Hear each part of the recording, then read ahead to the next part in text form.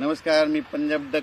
राज्यातल्या सर्व शेतकऱ्याला सांगू इच्छितो का 44-45 अंशापर्यंत राज्यातला पारा जाणार आहे म्हणून हे अंदाज लक्षात येतात. म्हणजे गुजरातच्या बाजूला उत्तर महाराष्ट्रात नंदुरबार धुळे त्यामध्ये मेच्या पहिल्या आठवड्यात तिकडे तुरळक पावसाची शक्यता आहे. वारं पाऊस असणार म्हणून त्यांनी लक्षात घ्यायचं.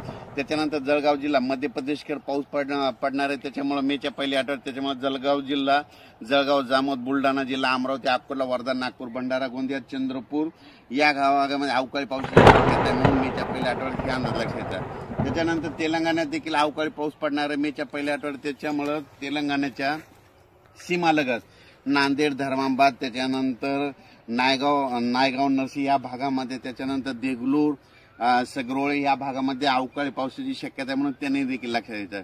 त्याच्यानंतर कर्नाटक भागामध्ये अवकाळी पाऊस असल्यामुळे त्याच्यामुळे सातारा, सांगली, सोलापूर, धाराशिव, त्याच्यानंतर लातूर जिल्हा, परभणी जिल्हा, बीड जिल्हा, हिंगोली जिल्हा या भागामध्ये अवकाळीचं म्हणजे संकट असणार आहे म्हणून हे लक्षात येतं.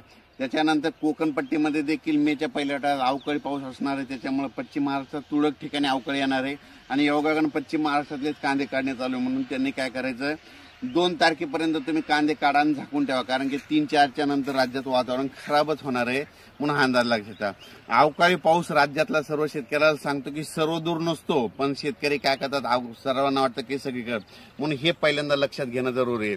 तर हे मान्सून पूर्व पाऊस असणार आहे म्हणून हे लक्षात येतं. आणि हा मान्सून यावर्षी तर सर्व शेतकऱ्याला एक परत यातून अंदाज देणार आहे.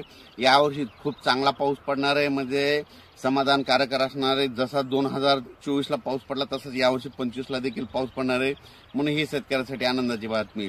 ते मात्र मेच्या पहिल्या आठवड्यात अवकाळी पावसाचं शक्यता आहे. सर्व दूर नाही, फक्त तुरळक ठिकाणी अवकाळी पाऊस पडणार आहे म्हणून हा अंदाज लक्षात घ्यायचा. अचानक वातावरणात बदल झाला तर लगेच एक मेसेज दिला तरी. धन्यवाद.